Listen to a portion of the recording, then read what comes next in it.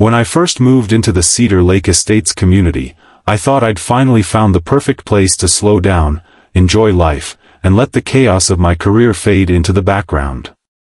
I had spent over 15 years working as a detective in a major city, and though I'd seen my fair share of strange and chaotic situations, nothing could have prepared me for the brand of madness that lived within the neatly painted fences and manicured lawns of the HOA-run neighborhood I'd just bought into. The place looked picture-perfect: trimmed hedges, pastel-colored homes, shiny SUVs parked neatly in driveways, and an artificial lake that reflected the sunset so beautifully it almost looked like glass. But beneath that perfect suburban calm, something was off. Something felt staged, like the smiles people wore were as fake as the flowers that lined the mailboxes. The first week was uneventful. I unpacked, set up my small home office, and even waved at my neighbors when I saw them. I tried to fit in, though fitting in had never been one of my strengths. Years of law enforcement had left me more comfortable watching people than joining them. On my second morning, I met her, Karen, the self-appointed queen of the HOA. She was exactly what her reputation promised: mid-50s, short blonde hair cut to razor precision, pastel pink sweater tied over her shoulders, clipboard in hand, and an expression that radiated judgment. She approached me while I was sipping coffee on my porch, clipboard clutched like a holy relic. "Good morning. You must be the new resident," she chirped, though her smile didn't quite reach her eyes. "That's right," I said, setting my mug down. "Name's Ryan." "Ryan," she echoed, glancing down at her papers. "Ah, yes. Lot number 32. You moved in without notifying the HOA. We have a process for that." I blinked. "A process for moving in?" "Yes," she replied curtly. "We require a move-in form, vehicle registration, and a pet declaration. I hope you don't have any dogs over 30 pounds. They're not allowed per our guidelines." I almost laughed. I didn't have a dog, but the way she said it, like she was warning me, made something in me stir. It wasn't just the rules, it was her tone. The condescending authority of someone who had never been given real power in life and had decided to create her own kingdom in a cul-de-sac. I nodded politely, told her I'd look into the forms, and went back inside. That's when I realized, this wasn't going to be an easy neighborhood. Within days, Karen had introduced herself in every possible way. She slipped welcome notices into my mailbox reminding me about trash collection times, lawn care standards, and acceptable curtain colors. She even knocked on my door one afternoon to complain about my truck, a perfectly legal, unmarked police-issued pickup that apparently didn't fit the aesthetic of the neighborhood. "You might want to park it in your garage," she suggested, crossing her arms. "We prefer all vehicles that stand out to be stored out of sight. It helps with property values." I leaned against the doorway, trying not to smirk. "It's a truck, Karen. Not a tank." She frowned. "Still, rules are rules." I thought that would be the end of it. But I was wrong, painfully wrong. The next incident came only a few days later. I had guests over, 2 old colleagues from the department, both retired. We were grilling on the back patio, enjoying some beers and talking about old cases. The laughter probably carried, but it wasn't excessive. Still, around 8:30 p.m., I heard the distinct sound of heels clicking up my driveway. I didn't even have to look, I knew who it was. Karen stood by the gate, holding her clipboard like a badge. "Excuse me," she called out. "Are you aware of the HOA noise policy?" My buddy Rick chuckled. "Lady, it's barely 9. Karen's expression hardened. "The quiet hours begin at 8 p.m. This is a residential area, not a bar." I sighed. "Karen, we're just having dinner. No music, no loud yelling." "Still, she said, jotting something down, "I'll have to report this. Repeated violations can result in fines." That was the first time she tried to fine me, for laughing with friends. I ignored the notice when it came. I figured it was just her way of asserting dominance, and ignoring her might make her bored enough to move on. Unfortunately, ignoring Karen was like ignoring a wasp. It didn't go away, it just got angrier. A week later, I came home to find an HOA courtesy warning taped to my door. Apparently, my grass was half an inch too tall. The kicker? I had just mowed it the day before. I looked around at my neighbors' yards, and several of them were worse off, yet their doors were notice-free. It didn't take a detective to realize I was being targeted. I decided to keep things civil. I sent an email to the HOA office asking for clarification on the height regulations, hoping to handle it professionally. But who responded? Karen, of course. Her email was dripping with passive-aggressive superiority. "Dear Mr. Ryan, the HOA board appreciates your inquiry. Please be aware that lawn appearance is subject to board discretion. In your case, the board, myself included, determined your yard required attention. Future non-compliance may lead to penalties." That was when I started documenting everything: photos, emails, dates, interactions. Old habits die hard, and I wasn't about to let a suburban dictator get the better of me. Things came to a head 2 weeks later. I'd been working late on some freelance investigation work when I noticed headlights pulling into my driveway at nearly 10 p.m. I stepped outside to see Karen standing there again, this time with another woman I recognized from the HOA board. "Ryan," she began sharply, "we've received multiple complaints about your late-night activities. People are saying you have suspicious visitors." I raised an eyebrow. "Suspicious visitors? You mean my friends?" "Well, your associates," she corrected, "don't seem like the type of people we usually see around here. Big men, loud vehicles. It's unsettling." I took a slow breath, fighting back a laugh. "Karen, I'm a retired detective. Those men are former officers. We catch up from time to time." Her jaw tightened. "Be that as it may, this community values peace. If this continues, we'll have to contact local authorities." I gave her a long, calm stare, the kind of stare that used to make suspects fold in interrogation rooms. "You do that, Karen. I'd be very interested to see how that goes." But she wasn't bluffing. 3 nights later, around 9:45 p.m., I was in my living room watching a game when red and blue lights flashed across the windows. 2 squad cars rolled up outside. I stepped out, hands raised slightly in confusion. The officers approached carefully. "Evening, sir," one of them said. "We got a call from the HOA about a possible disturbance. Said there might be an unregistered resident and unauthorized activity on the premises." I almost laughed out loud. "You've got to be kidding me. Unregistered resident? It's my house." That's when Karen appeared from across the street, wrapped in her robe, holding her phone like a trophy. "Yes, officers, that's him. He refuses to comply with our neighborhood guidelines and has been hosting unauthorized gatherings. We believe he may be living here illegally."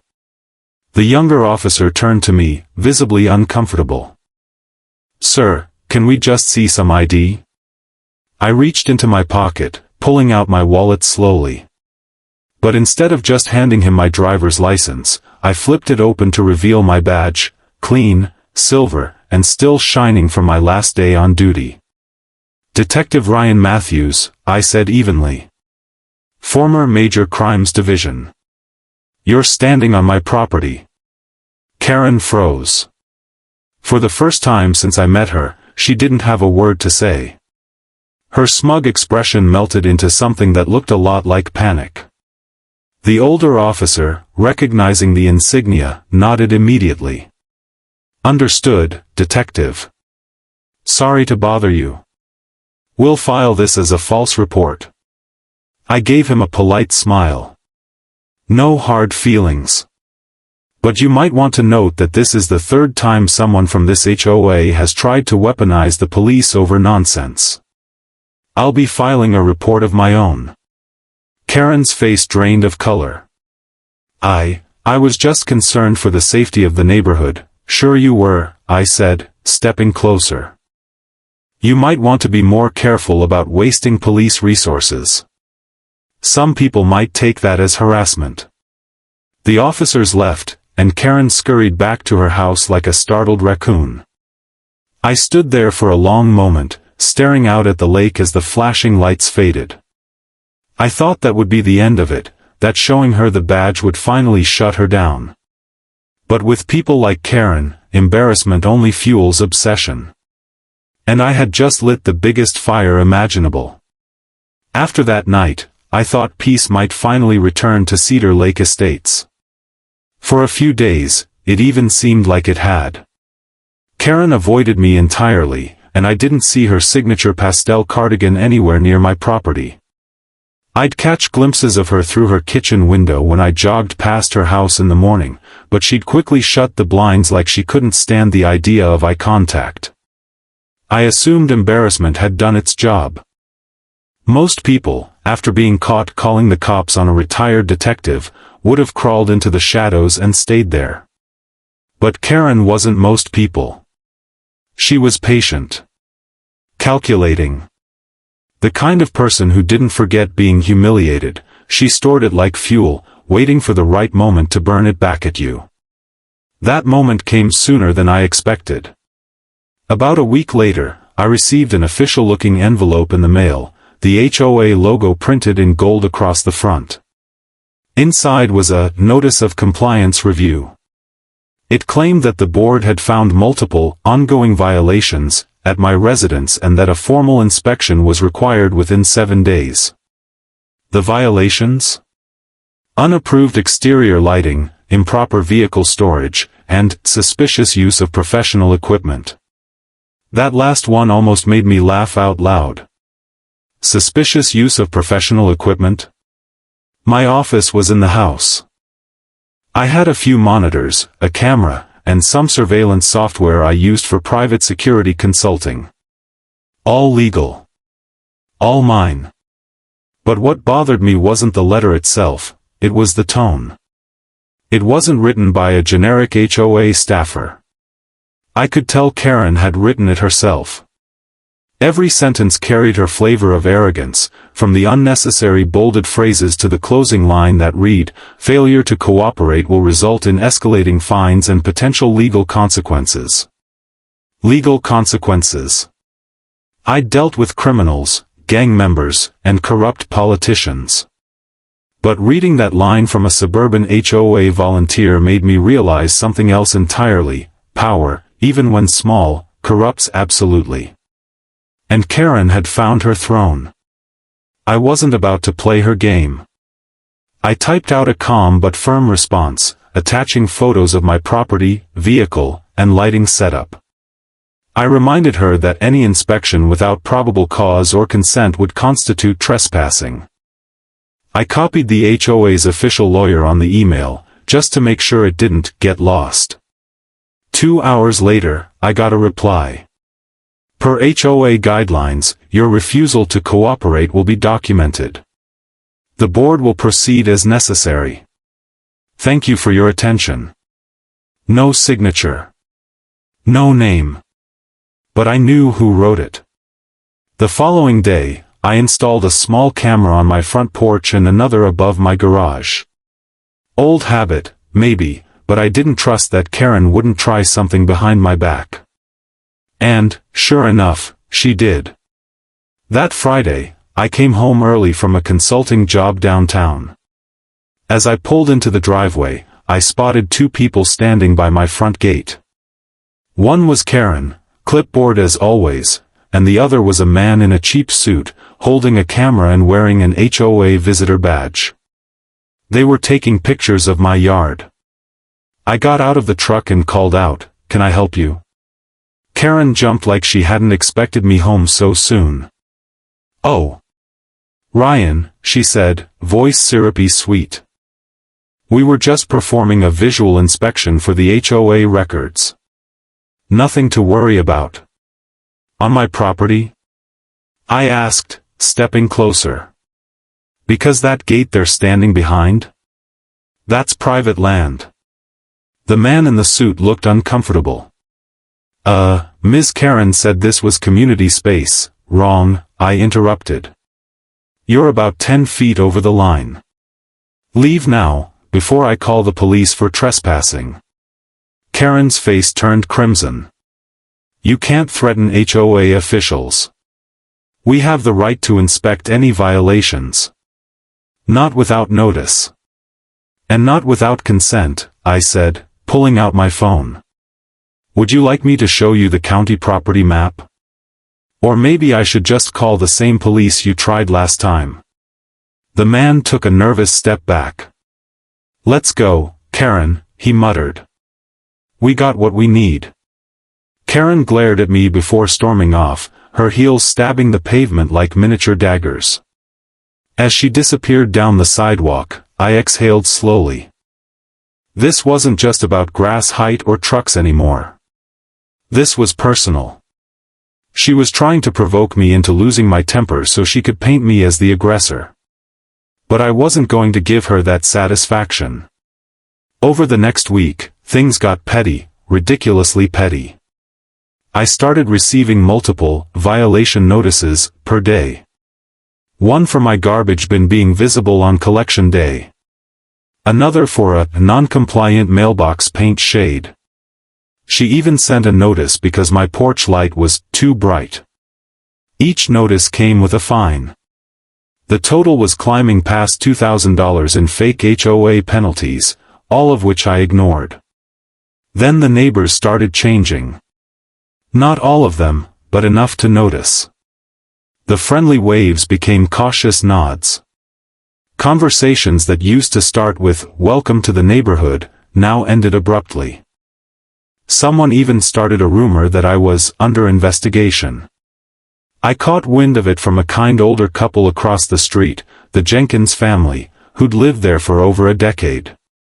"Ryan, you didn't hear it from me," Mr. Jenkins said, glancing around like he was sharing state secrets, "but Karen's been telling folks that you're some sort of disgraced cop who moved here after a scandal."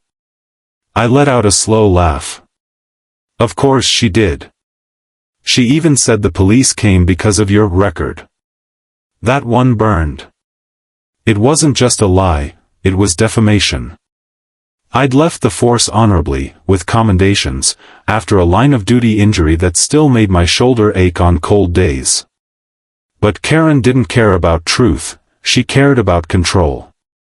And if she couldn't control me, she'd destroy my reputation. That night, I decided I wasn't going to just defend myself anymore. I was going to expose her. I started attending HOA meetings, not as a participant, but as an observer. I sat quietly in the back, taking notes while Karen led the sessions. The first time I showed up, she nearly choked on her words. Her smile was so forced it could have cracked porcelain. "Mr. Matthews," she said stiffly, "we weren't expecting you. HOA meetings are open to all residents, right?" I replied, taking a seat. "Just here to listen." That meeting was a goldmine. She ran it like a dictator, silencing anyone who disagreed, manipulating votes, and twisting bylaws to suit her whims. I recorded everything. Not just her voice, but the way she pressured people into compliance. I even caught her threatening to fine a family for having a non-standard garden gnome. Over the next month, I gathered more and more evidence, every lie, every fake fine, every abuse of authority. By the time I was done, I had a digital file that could bury her entire operation. Then came the day she finally snapped. It was mid-June. Hot, humid, the kind of day where even the lake looked tired. I was mowing my lawn when Karen marched up the driveway again, this time holding a bright red folder labeled Final Notice. She didn't wait for me to turn off the mower. She just started yelling over it. "This is your last warning, Ryan. The board has voted to pursue legal action. You've ignored multiple citations and disrupted community order." I turned off the engine and wiped the sweat from my forehead. Legal action? Over fake violations? She jabbed her finger at the folder. "You're a menace to this neighborhood. You've harassed board members, filmed private meetings, and threatened residents." I raised an eyebrow. "Filming public meetings is legal, Karen. And you might want to check your definition of harassment. Because calling the cops on someone for existing? That's a pretty strong case of it." She took a step back, breathing heavily. "You don't belong here, Ryan. People like you never do. You think you can hide behind that badge, but this community has standards." I stared at her, long and hard. "You know what, Karen? You're right. This community does have standards. But you don't live up to any of them." For the first time, her mask cracked completely. The fury in her eyes wasn't about HOA rules anymore, it was about control. She'd built her identity on being untouchable. And I had ripped that illusion to shreds. She stormed off again, but not before shouting, "You'll regret this," loud enough for the whole street to hear.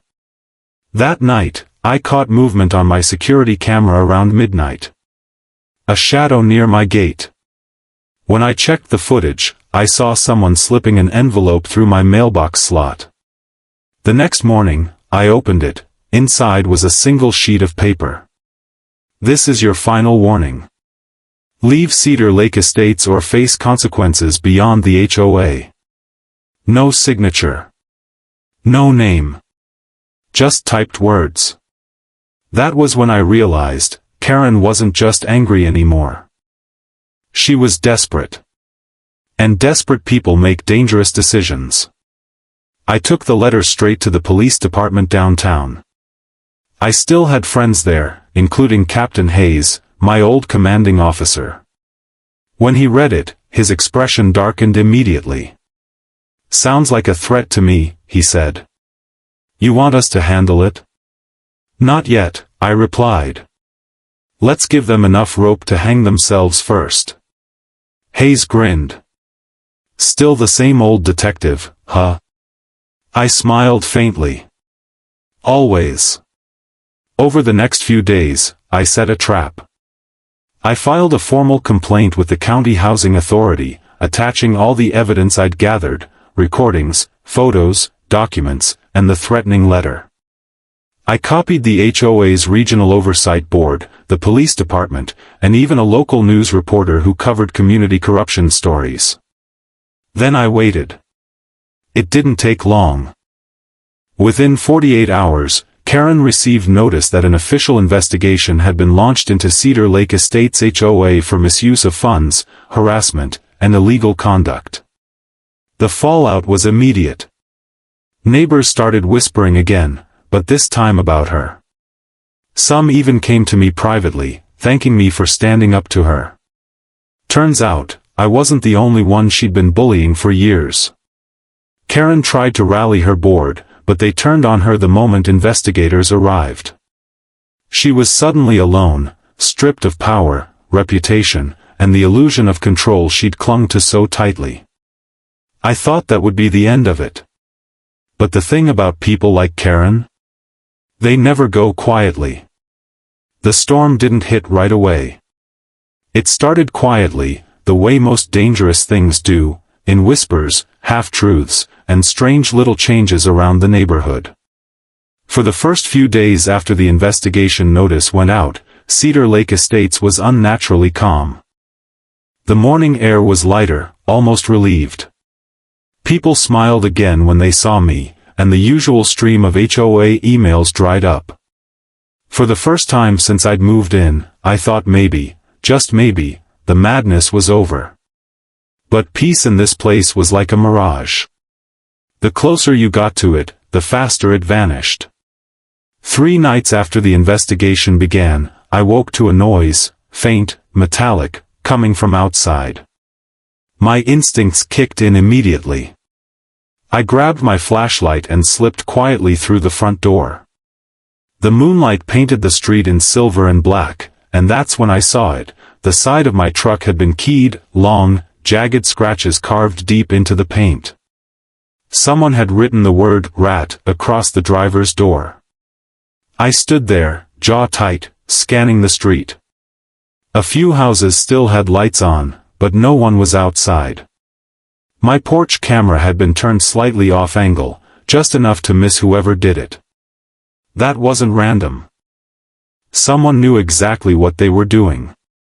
I fixed the camera, checked the rest of the house, and went back inside. I didn't sleep the rest of the night. By morning, I had already installed 2 more hidden cameras, one in the flower bed facing the street and another behind the fence line. If they wanted to play dirty, I could play smarter. Later that day, I received an email from the HOA's temporary acting president, a man named Benson. He informed me that Karen had been temporarily suspended pending review, and that all HOA activities were on hold. The tone was cautious, formal, but I could tell he was afraid. He didn't even mention the vandalism. It was clear that the rest of the board wanted to distance themselves from her as quickly as possible. Still, I knew Karen. She wasn't the type to take suspension as defeat. If anything, it was gasoline on a fire. Sure enough, the next night I noticed a car parked a few houses down, engine idling, lights off. It sat there for over an hour. I took photos and zoomed in on the plate, partially obscured by mud, but I recognized the make and model. Karen's silver Lexus SUV. She was watching me. That's when I realized this wasn't just about the HOA anymore. It was personal war. Over the following week, the petty sabotage escalated. My mailbox was knocked over. Trash appeared mysteriously on my lawn. Someone even dumped a bag of fertilizer into my small koi pond, killing every fish. That one hit me harder than I expected. Those koi had been a small joy in the midst of all this suburban insanity, calm, silent creatures who didn't care about rules or power plays. When I saw them floating lifelessly in the morning sun, something in me snapped. I wasn't just going to defend myself anymore. I was going to end this. I spent the next few days doing what I did best, investigating. I began with Karen's background. Using some old department resources and contacts, I started digging into public records. It turned out Karen wasn't as spotless as she pretended to be. Her husband had left her 5 years ago after a messy bankruptcy involving a failed real estate venture. There were multiple small claims cases against her for harassment, defamation, and even one for threatening a former neighbor. She'd quietly settled every one of them out of court. The more I dug, the more patterns I found. Each community she'd lived in had suffered from the same Karen effect. She'd rise to some position of power, abuse it, drive out anyone who challenged her, then move on before the legal dust settled. Cedar Lake Estates was just her latest empire.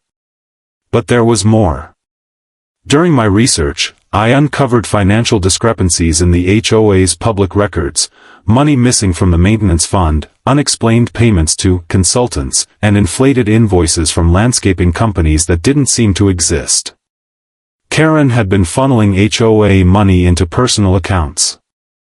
She wasn't just a bully, she was a thief. I packaged everything neatly into a dossier, screenshots, transaction logs, even photos of her luxury shopping sprees that didn't match her supposed retirement income. When I was done, I sent the entire file to the county investigator overseeing the HOA review, and copied in my friend Captain Hayes. But before I hit send, I paused. A gut feeling, that detective instinct I'd learned to trust, told me something wasn't right. Karen was many things, but she wasn't stupid. If I'd found this much in just a few days, what else was buried even deeper? That night, I decided to go one step further. I waited until past midnight, then walked the quiet streets of Cedar Lake with a small flashlight and a camera. I wasn't breaking any laws, everything I needed to see was in plain sight. I checked the community clubhouse first. It was dark, locked up, but I noticed a side door with a broken latch. Inside, dusty files lined the walls, HOA meeting notes, expense reports, and maintenance logs. I started taking pictures. Then I found it, a ledger with handwritten notes in Karen's unmistakable script. Page after page of off-record payments and special projects. One line caught my attention: security fee, $8,000, paid to private patrol, Lakeview Protection Services. The problem? There was no such company registered in the state. That's when everything clicked. The security wasn't a legitimate service, it was Karen paying people under the table. And if she'd gone that far before the investigation started, she might be desperate enough to hire someone for something worse now. The next evening proved me right. I was sitting on my porch, watching the sun dip below the trees, when I heard a crunch of gravel behind me. Two men in dark clothing were walking up the driveway. Not neighbors, I knew every face on this street by now. One was tall, broad-shouldered, with a tattoo peeking from under his sleeve. The other had a camera and a small notepad. "Can I help you?" I asked, standing slowly. "Routine HOA inspection," the tall one said, voice flat. "Karen sent us to check your property before the hearing." "Karen's not on the board anymore," I replied coldly. He smiled thinly. "We know. Doesn't mean she's wrong." I glanced at the smaller guy. He looked nervous, eyes darting toward the gate, as if he wasn't sure about this job anymore. "Listen," I said calmly, "you've got about 10 seconds to turn around and walk away before this becomes a police matter." The tall man took a step forward. "You think your little badge makes you safe?" I didn't move. "It's not my badge you need to worry about. It's the 5 cameras recording this conversation right now." That made them pause. The nervous one whispered something to his partner, and after a tense few seconds, they turned and left. I watched them go, memorizing their faces. As soon as they disappeared down the street, I called Hayes. "We've got something bigger," I told him. "Karen's not just harassing me. She's hiring muscle." He whistled softly. "You think she's losing it?" "I think she's cornered," I said. "And cornered people do stupid things." 2 days later, everything exploded. Karen showed up at my door again, not sneaking, not hiding, just marching right up like she owned the place. Her face was pale, eyes bloodshot, hair a mess. She wasn't holding her clipboard this time. Just a small folder. "Ryan, we need to talk," she said, voice trembling slightly. I folded my arms. "Pretty sure we passed that stage a long time ago." "You don't understand," she said, glancing nervously around. "They're after me too. Those men, they're not mine anymore." I frowned. "What do you mean, not yours anymore?" She stepped closer. "The company I paid, they weren't real security. They're part of something else. I just wanted to scare you, but now they're threatening me too. They said if I talk to the police, they'll expose everything, the money, the transfers, all of it." I stared at her, trying to decide if this was another manipulation or genuine fear.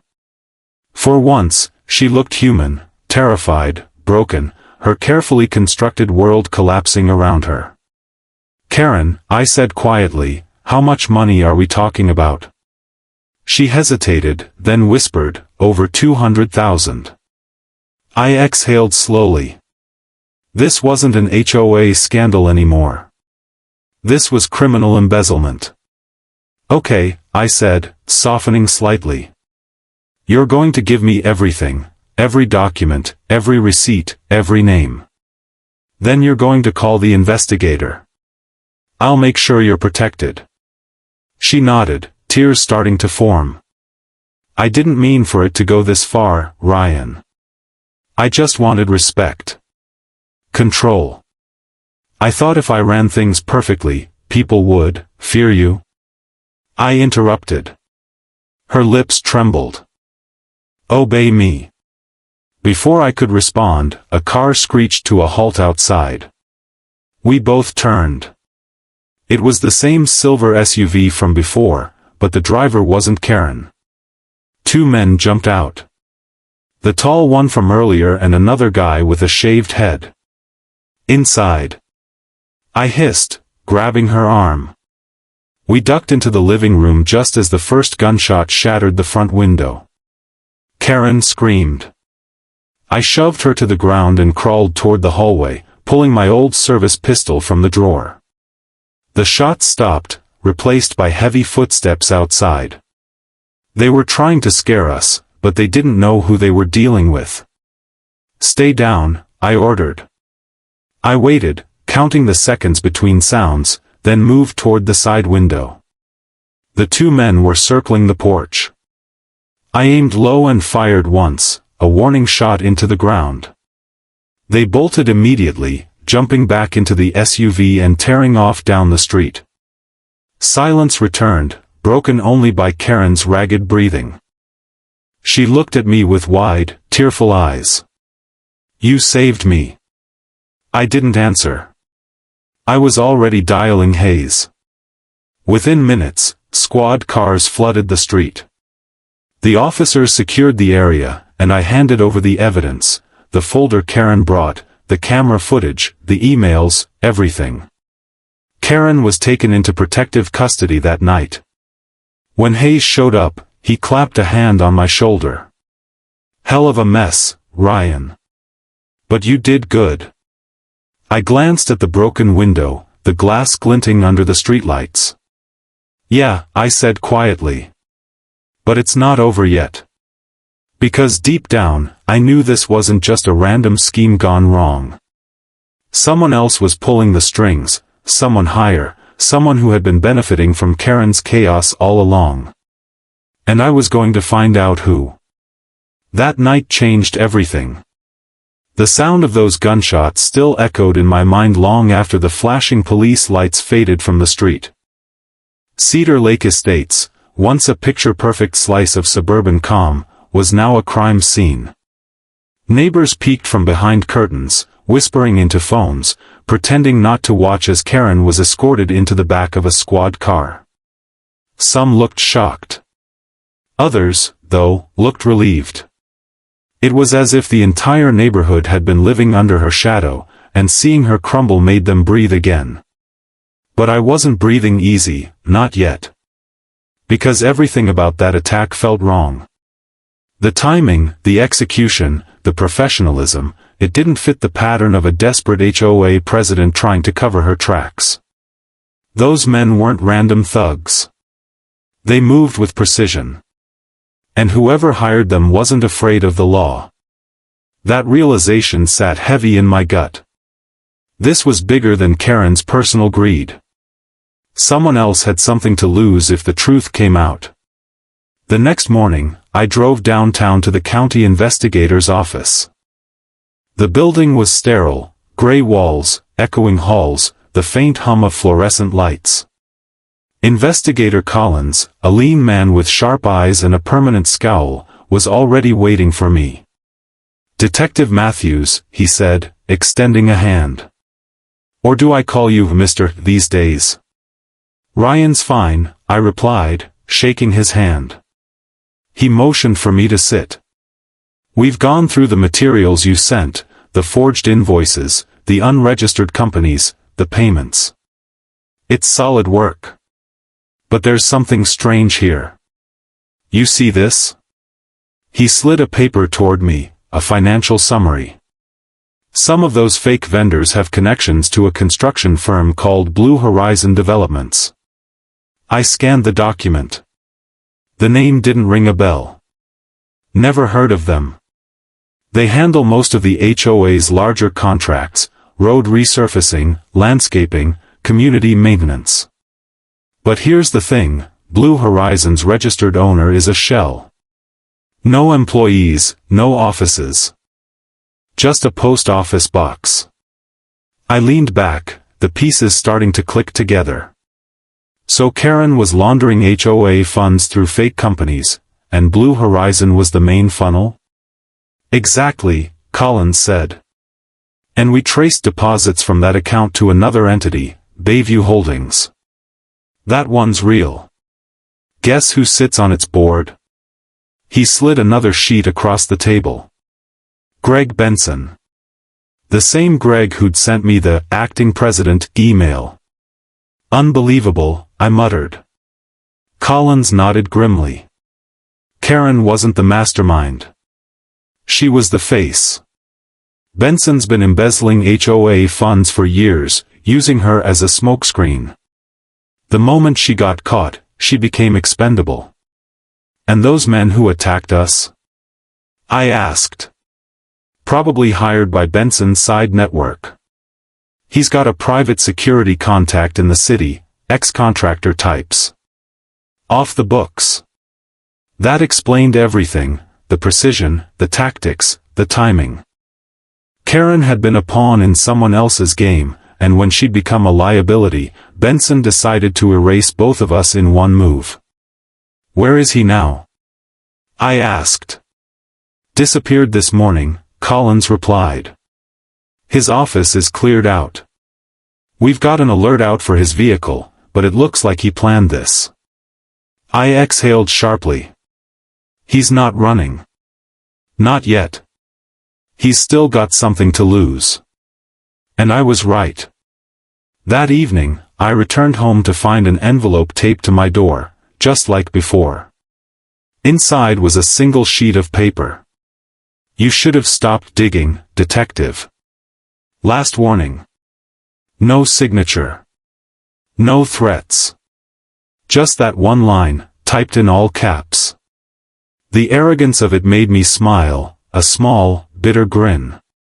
Benson had made his mistake. He thought fear would work on me the same way it worked on Karen. He didn't understand that I'd lived through worse than this. I wasn't afraid of him. I called Hayes immediately and explained the situation. He's still in town, I said. And he's watching me. Then let's turn the tables, Hayes said. You up for a little sting? Always. Over the next 48 hours, we set it up. We created a digital trail, a series of fake emails between me and Collins, discussing new evidence we'd supposedly found tying Benson to wire fraud and property mismanagement. The kind of bait a guilty man couldn't resist. The emails were monitored, tracked, and designed to ping if anyone tried to access or forward them. All we had to do was wait. The next day, the ping came. Someone had opened the file from an IP address registered to a coffee shop just 3 miles from Cedar Lake. Hayes deployed an unmarked car immediately, and I followed behind. The cafe was quiet, the kind of place where people pretended to work on laptops while eavesdropping on everyone else. I walked in, ordered a black coffee, and scanned the room. There he was. Greg Benson. He looked worse than I expected, sweat beading on his forehead, suit wrinkled, eyes darting toward the door every few seconds. He was trying to act casual, but paranoia was written all over his face. I took a seat 2 tables away and waited until he opened his laptop again. On the screen, I saw it, my fake email. He was hooked. I signaled discreetly to Hayes, who was sitting near the window. 2 plainclothes officers outside were ready to move. Then Benson did something unexpected. He picked up his phone, dialed a number, and said in a low voice, "It's him. Matthews. He's here." Hayes's hand went instinctively to his earpiece. "We've got company," he whispered. Before we could move, a man walked in, tall, bald, unmistakable. One of the attackers from the night of the shooting. He scanned the room, spotted me instantly, and froze. For a moment, the whole cafe went silent. Then he lunged. I stood up just as the front window shattered, gunshot. People screamed and dropped to the floor.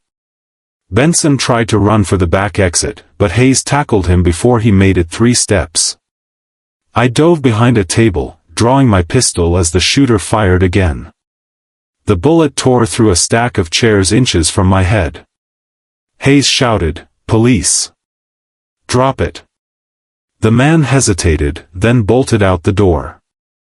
2 officers chased him down the street. Within minutes, the gunfire stopped, replaced by the heavy thud of footsteps and the distant sound of handcuffs snapping shut. When the chaos settled, Benson was face down on the floor, hands behind his back. The fear in his eyes was gone, replaced by pure rage. "You ruined everything," he spat as they hauled him up. "Do you have any idea what this neighborhood was worth? What we built?" I stepped closer. "You didn't build anything. You stole from people who trusted you. You used Karen as a puppet and nearly got her killed." He sneered. "She was stupid enough to let me. I wanted to hit him, God, I wanted to, but I didn't. I'd learned a long time ago that people like him crave that reaction. Instead, I smiled. Enjoy prison, Greg. The HOA meetings there are a little different." By nightfall, it was over. Benson was in custody, the shooter was booked, and the investigation officially became a full-blown criminal case. Karen's cooperation turned out to be invaluable. She provided detailed records, confessed everything, and even testified that Benson had blackmailed her into fabricating violations against homeowners who questioned his authority. The media got hold of the story within days. HOA fraud ring busted, corruption exposed in suburban scandal. It was everywhere. The irony wasn't lost on me. An entire empire of intimidation, built on fake fines and neighborly fear, brought down by the one guy they tried to drive out. For a while, Cedar Lake Estates was a ghost town. The HOA was dissolved pending restructuring, and county officials took over management until new elections could be held. Neighbors I'd barely spoken to before started knocking on my door, thanking me, apologizing, even offering to help repair the damages done to my property. It was strange, being seen as a hero in the same place that once tried to kick me out. Karen, surprisingly, didn't vanish. After testifying, she avoided jail by entering a cooperation agreement.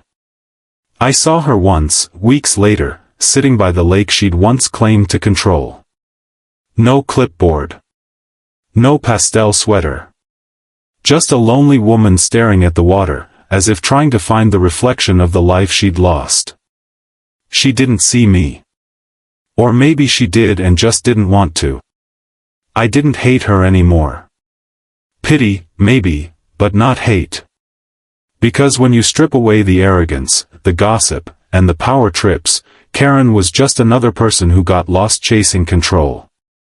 And Benson, he was the kind of predator who thrived on people like her.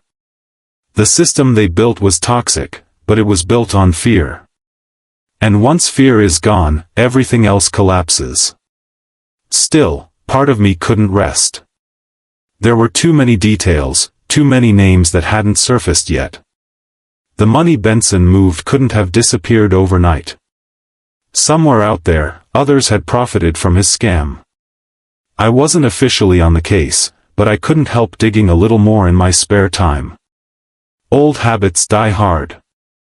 One night, as I was sorting through old emails and files, I found something odd, a name that appeared repeatedly in the payment chains. RC Estates Management. At first glance, it looked like another shell, but the registered agent caught my attention. A name I knew too well. Robert Collins. The same county investigator I'd been working with. I sat back slowly, the realization settling like ice in my veins. Collins had been feeding me just enough truth to keep me focused on Karen and Benson, while quietly moving the real money out of reach. He'd played both sides, and I'd walked right into it. I stared at the screen for a long time, the faint hum of the computer the only sound in the room. Then, slowly, I smiled. Because if there's one thing I've learned after years in law enforcement and one insane HOA war, it's this: justice doesn't end with one arrest. And I wasn't done yet. For days after that discovery, I couldn't sleep. Every time I closed my eyes, the pattern replayed like static in my mind: Collins's easy confidence, the way he'd always known what to look for, the hints he'd found before I even mentioned them. At first I told myself I was paranoid, seeing shadows after too much chaos, but the deeper I dug, the clearer it became. The evidence didn't lie. Collins wasn't just bending the system, he was the system behind the curtain. I started slow, careful not to alert him. From the outside, everything looked normal: routine follow-ups, case briefings, post-arrest documentation. But I quietly began duplicating every file he shared, checking metadata, timestamps, and routing information. That's when I found it: a hidden transfer of HOA escrow funds from Benson's dummy accounts to RC Estates Management LLC, the company registered under Collins's initials. The transfer was disguised as a reimbursement for legal consulting. The date? The same morning after Benson's arrest. He hadn't wasted a second. The next day, I drove to the county records office pretending to verify witness statements. While I was there, I requested full registration data for RC Estates. The clerk didn't blink, just pulled the file. According to the paperwork, the business had been active for 3 years, predating my arrival in Cedar Lake Estates. Its mailing address? The same P.O. Box Blue Horizon Developments once used. That was my proof. Collins hadn't just helped me bring Benson down, he'd inherited the empire.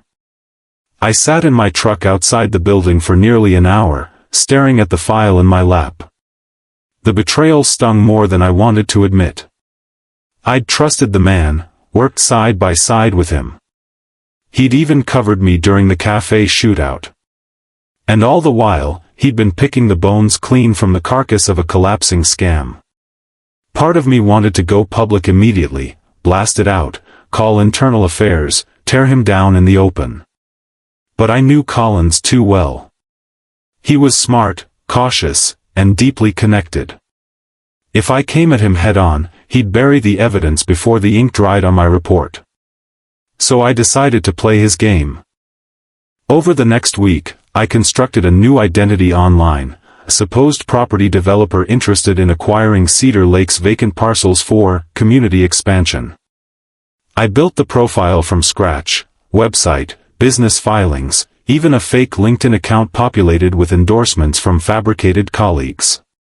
Through one of Benson's old email chains, I found a middleman who'd once arranged HOA contracts.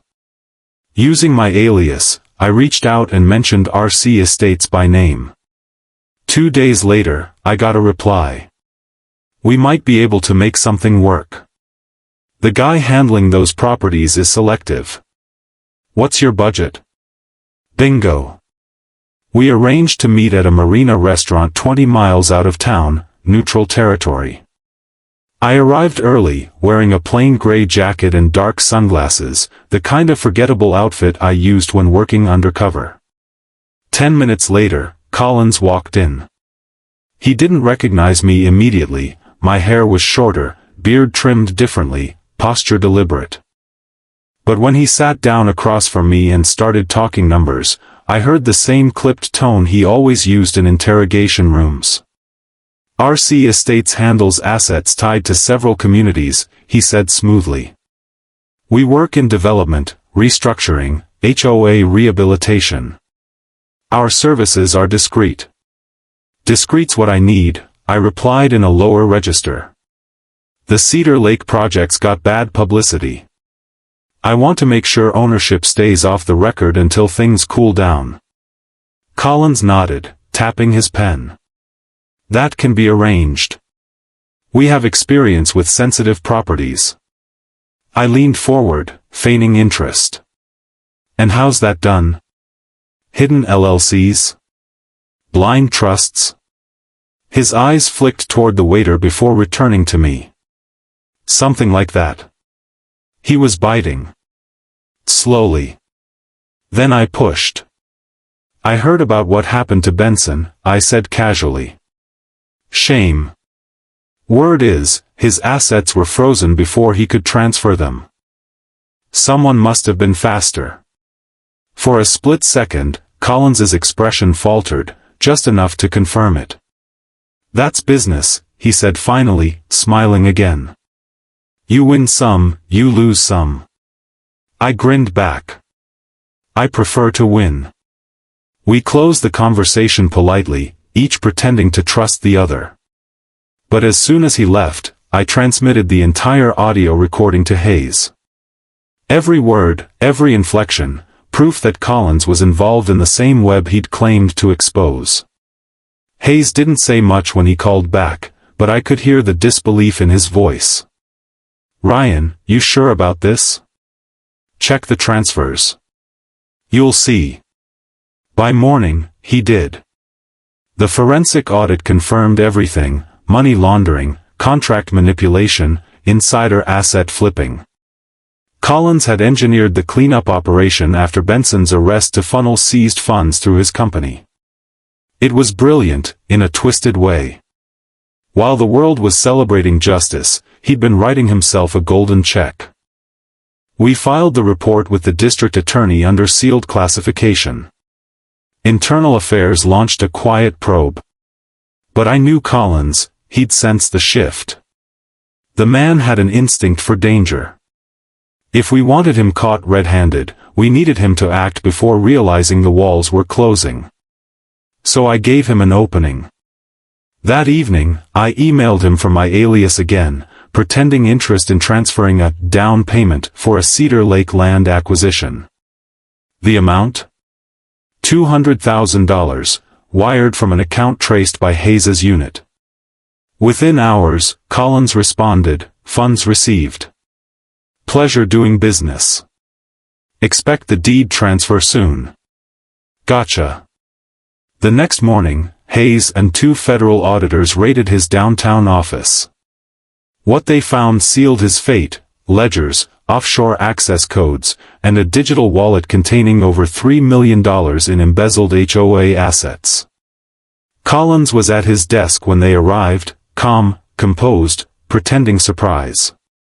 When Hayes placed him in cuffs, he just looked over and said quietly, "You never could leave well enough alone, could you, detective?"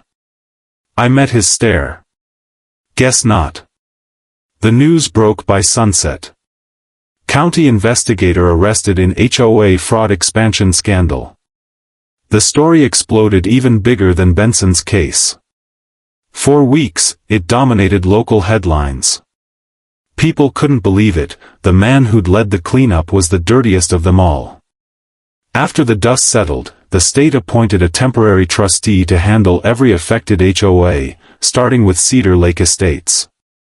The remaining board members, those who hadn't resigned out of shame, voted unanimously to dissolve and rebuild under county supervision. The property values stabilized. The ridiculous rules vanished. And for the first time in years, the neighborhood started feeling like a community again. I remember the first weekend after the restructuring. Kids played near the lake. Someone grilled burgers at the park. No one worried about fines for the color of their fence or the length of their grass. People smiled again, genuine, unguarded smiles. That night, sitting on my porch with a cold beer in hand, I watched the sunset reflect off the calm water. For the first time since moving in, I actually felt at home. The chaos, the fear, the paranoia, all of it had finally lifted. Karen stopped by once, timidly. She handed me a small envelope and said softly, "You were right about everything." Inside was a handwritten note, an apology. Not just for calling the cops on me that first day, but for every rule, every threat, every humiliation. She told me she was moving out, starting over in another state, far from HOA politics and power games. I wished her luck. Benson took a plea deal, 20 years federal. Collins went down harder, wire fraud, obstruction, racketeering. 50 years, no parole. The courts made him repay every cent, selling off his assets piece by piece. In the months that followed, life quieted. I transferred to a different department but stayed in Cedar Lake. The house I'd once bought for peace finally gave me exactly that. On weekends I'd walk by the lake and see new families moving in, hopeful, unaware of the storm this place had survived. Sometimes they'd wave, call out, "Morning, officer," even though I wasn't one anymore. I'd wave back, smile, and keep walking.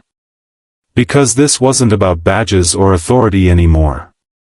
It was about knowing that even the most ordinary corners of America, cul-de-sacs, picket fences, HOA lawns, could hide corruption as deep as any city street. And sometimes it takes one stubborn man refusing to bow to it to bring the truth into the light. Months later, a letter arrived, official stationery, gold seal of the state. It was a commendation, quietly issued for exceptional contribution to public integrity. No ceremony, no headlines. Just a signature and a line at the bottom, for service rendered beyond duty.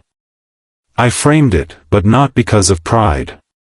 It was a reminder of how a cup of coffee on my porch led to a war. How a petty complaint unveiled a criminal empire. How one neighborhood became the battleground for something much larger, a fight for honesty in a world obsessed with control. Every now and then, I catch sight of that old badge in my desk drawer. The metal's dulled with time, but it still carries weight.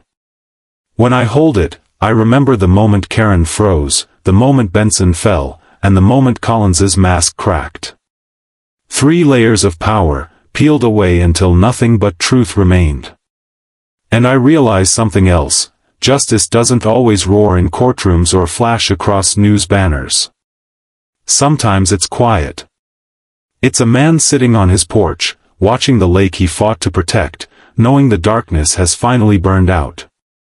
So if you ever drive through Cedar Lake Estates today, you'll see calm streets, trimmed lawns, kids riding bikes, the image of perfect suburbia. You'd never guess what it took to make it that way. But if you look close enough, at the last house on the corner by the water, you might spot a man with a faint scar on his jaw, sipping coffee and smiling faintly. That's me. And if Karen's spirit still lingers in the HOA heaven somewhere, I hope she finally understands, there are rules worth following, and then there's what's right.